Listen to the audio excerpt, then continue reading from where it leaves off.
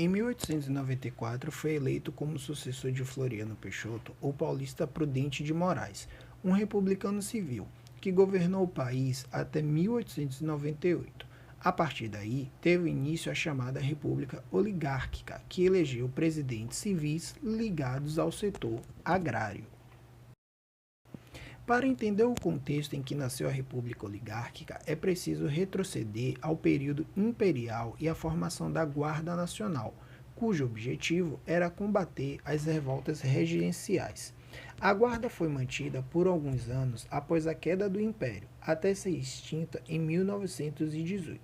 Entretanto, os chefes que ocupavam o posto de coronel nos batalhões preservaram essa patente como título de nobreza e continuaram a ser chamados de coronéis. Essa denominação se tornou sinônimo de chefe político local. No início do século XX, a maioria dos brasileiros vivia no campo. Em alguns estados, a população rural chegava a cerca de 80%. As elites urbanas eram formadas em parte por negociantes exportadores que precisavam do apoio dos chefes políticos rurais. Essa conjuntura, aliada ao sistema eleitoral criado pela Constituição de 1891, deu origem ao coronelismo, fenômeno político e social da Primeira República que ocorreu sobretudo nas áreas menos urbanizadas do país, mais especificamente no sertão nordestino. Como forma de garantir a manutenção do poder e os seus interesses, os coronéis mantinham uma espécie de guarda pessoal formada por seus vaqueiros e jagunços, homens armados que agiam por meio da violência e da repressão. Em contrapartida, aos bandos de jagunços formaram-se grupos armados independentes, chamados cangaceiros. As condições de extrema pobreza da população favoreciam os conflitos e as revoltas. Os sertanejos passaram a formar grupos que aterrorizavam os habitantes e atacavam as fazendas dos coronéis, roubando o que podiam. Foi nesse contexto que surgiu o cangaço.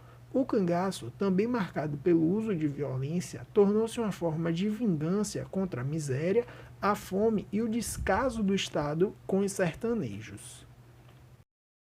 O coronelismo esteve muito presente durante a Primeira República, principalmente no sertão e nas áreas interioranas do Brasil. Na estrutura da sociedade rural, os coronéis contavam com a proteção e a obediência de seus vaqueiros, jagunços e agregados, além da camaradagem dos vizinhos. Era comum o coronel apadrinhar os filhos dos roceiros e pequenos proprietários da vizinhança, o que os tornava compadres. Esse arranjo social criava um forte laço de dependência, levando as famílias a defender o fazendeiro e a votar nos seus candidatos. Apesar da dedicação dos jagunços aos coronéis, esses homens viviam com sua família em casebres miseráveis, cobertos de palha e com piso de terra batida, alimentando-se da colheita dos roçados. Diferenciavam-se em relação aos demais agregados apenas pelo fato de ter autorização para guardar em casa o fuzil do fazendeiro. As elites agrárias tinham controle político do Brasil. Os coronéis mantinham seus currais eleitorais, exercendo o controle dos votos em várias regiões brasileiras. Para garantir sua influência política, concediam favores e realizavam pequenas obras para agradar a população. Se necessário, não hesitavam em fazer uso da força e da violência para eleger seus pares. Essa estratégia ficou conhecida como o voto de cabresto. Como o voto era aberto, os capangas, homens coronéis, encarregavam-se de intimidar os eleitores e fiscalizar o seu voto nos candidatos indicados. Os coronéis eram figuras essenciais no sistema que permitia a perpetuação das oligarquias no poder. Estas, por sua vez, usavam seu poder regional para apoiar as lideranças nacionais, quase sempre ligadas às oligarquias paulista e mineira. Esse arranjo entre o governo federal e a oligarquia estadual foi chamado pelos historiadores de política dos governadores. Por meio dessa política, os estados mais populosos, como São Paulo e Minas, assumiram o controle do governo federal. A política dos governadores, que permitiu o revezamento entre as oligarquias mineira e paulista no poder, foi chamada de política do café com leite, em alusão ao café produzido em São Paulo e ao leite produzido em Minas Gerais. A chamada degola eleitoral foi uma prática fraudulenta utilizada para manter em funcionamento a engrenagem que elegia candidatos vinculados à política dos governadores. Essa fraude eleitoral tinha como alicerce a Comissão de Verificação de Poderes, encarregada de impedir que os deputados eleitos pela oposição assumissem seus mandatos. O povo esteve ausente do processo de formação da República Brasileira, mas posteriormente manifestou seu descontentamento político por meio de revoltas. As mais dramáticas ocorreram no campo, onde dominava o coronelismo. A pobreza e o isolamento da população do interior nordestino possibilitaram a ascensão de líderes messiânicos, dos quais o mais famoso foi Antônio Vicente Mendes Maciel.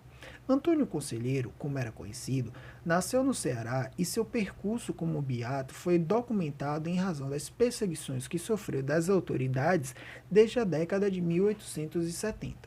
A pregação de Antônio Conselheiro defendia a posse de terras em favor dos camponeses e criticava os poderosos. O povo passou a considerá-lo um homem milagroso, quase santo. À medida que sua fama crescia, aumentava o número de seus seguidores e o beato começou a idealizar uma comunidade para reunir seus fiéis. Assim nasceu, por volta de 1893, o Arraial de Canudos, na Bahia. Em 1896, o Arraial já contava com cerca de 15 mil pessoas que sobreviviam da criação de animais e de cultivos de alimentos. Tudo era dividido entre a comunidade e o que sobrava era comercializado nas cidades vizinhas. Para os amados, o rápido crescimento do Arraial incomodou os coronéis e a Igreja Católica, que pressionavam o governador para acabar com Canudos. No mesmo ano, um incidente alterou a paz do Arraial. Comerciantes de Juazeiro não entregaram madeiras compradas por Conselheiro para a construção de uma nova igreja. Moradores de Canudos foram então cobrar essa entrega. O governador baiano não perdeu tempo. Enviou uma tropa de 113 soldados contra o Arraial e eles foram derrotados pelos conselheiristas. A imprensa acusava os sertanejos de querer restaurar a monarquia e chamava-os de bando de fanáticos. Após o fracasso de 3 expedições militares enviadas pelo governo estadual para destruir o povoado, o governo federal resolveu intervir.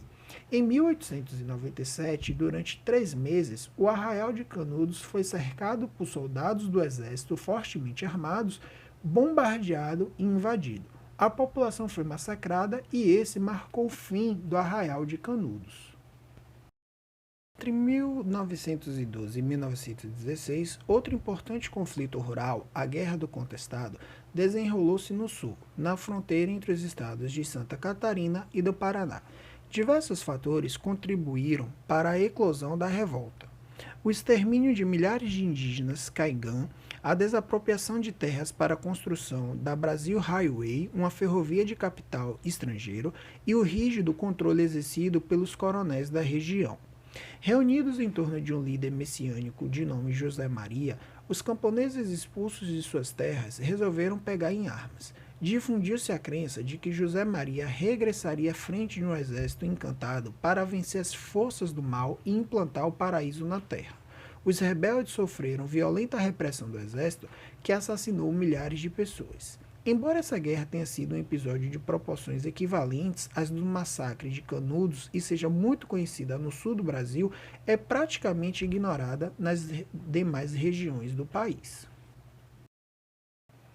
No contexto político e social da Primeira República, sob o domínio das elites, algumas revoltas urbanas foram deflagradas na capital federal.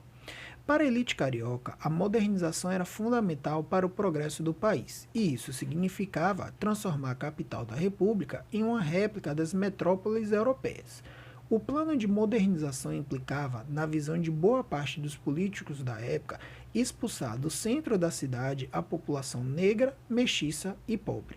A reforma urbana do Rio de Janeiro ocorreu durante a gestão do presidente Rodrigo Alves, sob a responsabilidade do prefeito Pereira Passos.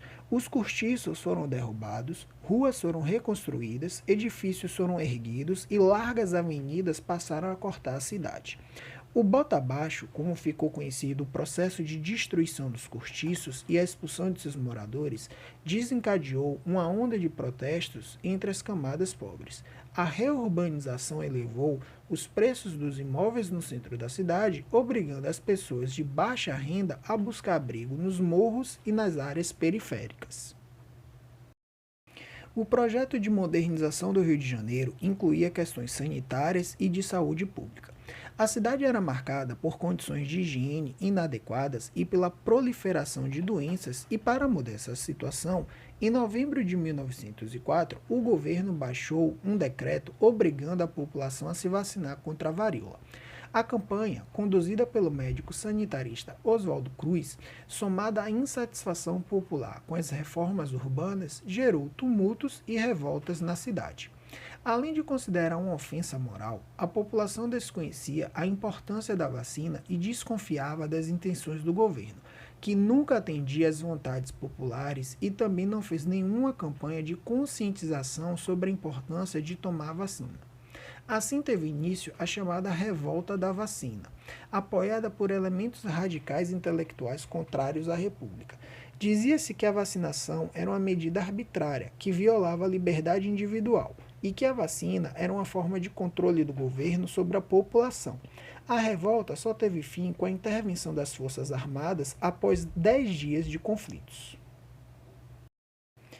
Em 1910, eclodiu uma rebelião motivada pelos castigos físicos e péssimas condições de trabalho aos quais os marinheiros e soldados, muitos deles negros, eram submetidos, o que indicava a permanência de certas práticas do período da escravidão no Brasil. O castigo de 250 chibatadas imposto ao marinheiro foi sob o comando de João Cândido, que se tornou conhecido como Almirante Negro. Os marinheiros amotinados ocuparam navios de guerra ancorados na Baía de Guanabara e dispararam contra a capital. Após 4 dias de confrontos, o governo atendeu à exigência dos revoltosos e aboliu os castigos físicos, mas 17 marinheiros foram presos e outros enviados para a Amazônia.